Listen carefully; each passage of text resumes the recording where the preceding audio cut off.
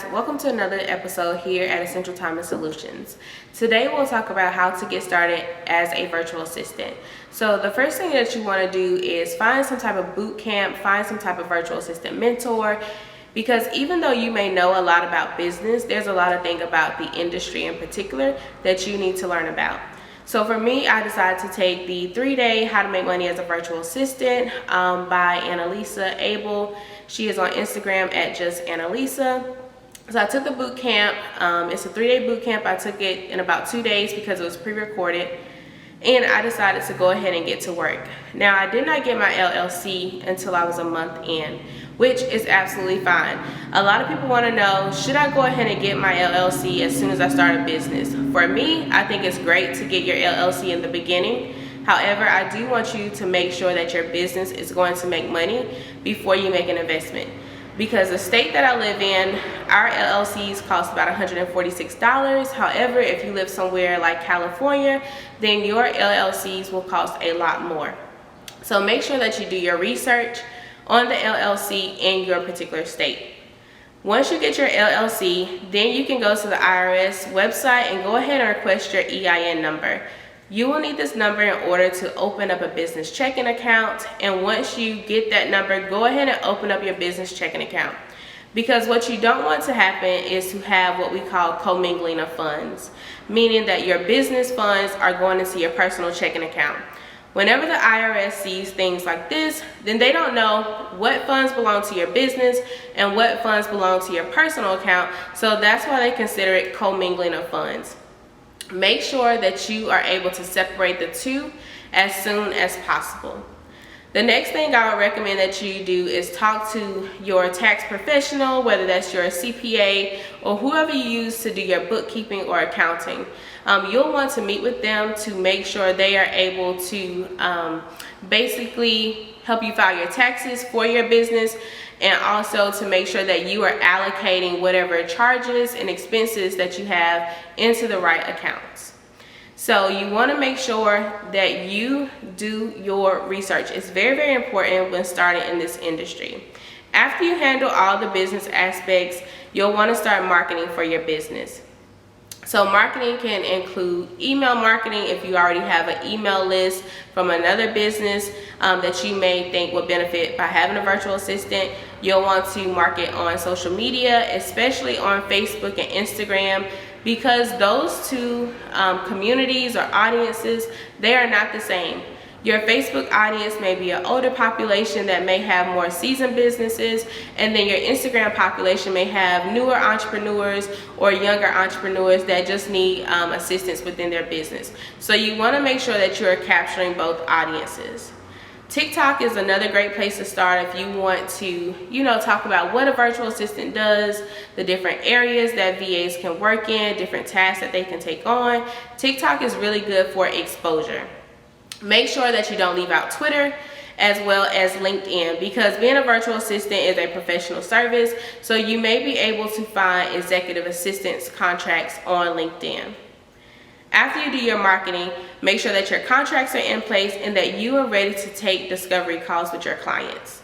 You need to make sure that you have a link in your bio on every social media account so that clients can easily access the link and book their appointment with you. Now, I do get asked, do you charge for your discovery calls or are they free? For me, I charge, because I got tired of having no-shows. I would have people book appointments and they would no-show me. So there I am waiting at least 10 minutes because I do give, potential clients 10 minutes to join the meeting. So I don't charge a lot because it's not about getting rich. It's just about adding value to my time. So my discovery call fee is $25. Once they're able to book that appointment, make sure that you have your questions ready. Tell me a little bit about yourself. Tell me about your business. What type of product or service do you offer? Do you need assistance with just marketing? Do you need assistance with course creation? Do you need assistance with social media management? All of those things. Find out what their pain point is.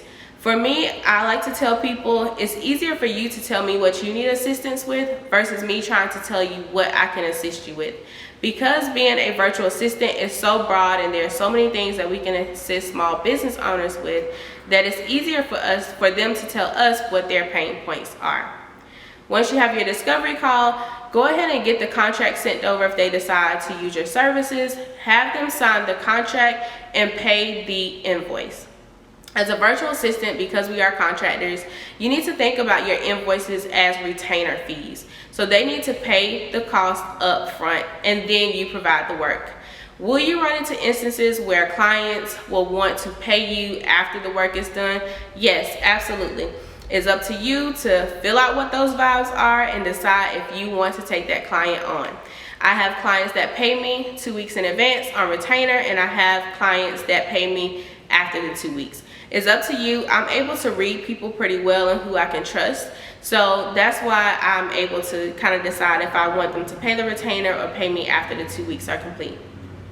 So after you get all of that stuff done, you started marketing, you have your business legit, you started marketing, you have your contract, you have your invoices, it's time to get to work.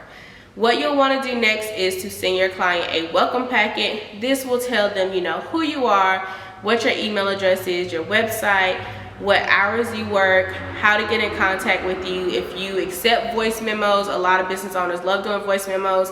That would be me. Because I hate texting, and typically if I'm driving I don't have time to anyway. So how can they reach you? So anything that you want them to know about you and your business is what you will include in that welcome packet. Then you all need to schedule a day and time to do your onboarding process. This is very, very important. This is where you will learn about their processes, which we call SOPs or standard operating procedures. You will ask them to share that information with you. You'll need their logos if you're doing any graphic design. You'll need them to send you photos if you're creating any static posts for social media.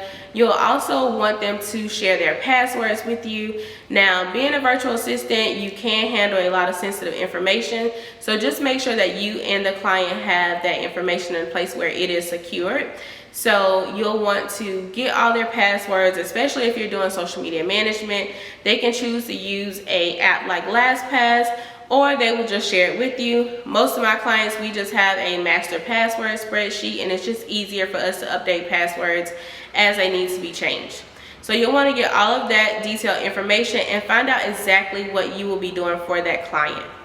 Very, very important.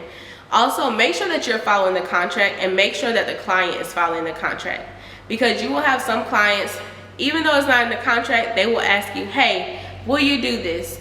It's up to you and your discretion to determine if you are willing to do that task or if you are willing to just pass and say, no, let's stick to the contract. Which is great because some clients do take advantage. However, most of them will respect your time and the services that you are providing for them. After you complete your onboarding process, it's time to get to work, and I wish you the best of luck. If you have any questions, feel free to message me or leave a comment below, and I will be sure to respond. Or you can send me an email at info@essentialtimeandsolutions.com, or you can follow me on Instagram at essentialtimeandsolutions with the _ at the end.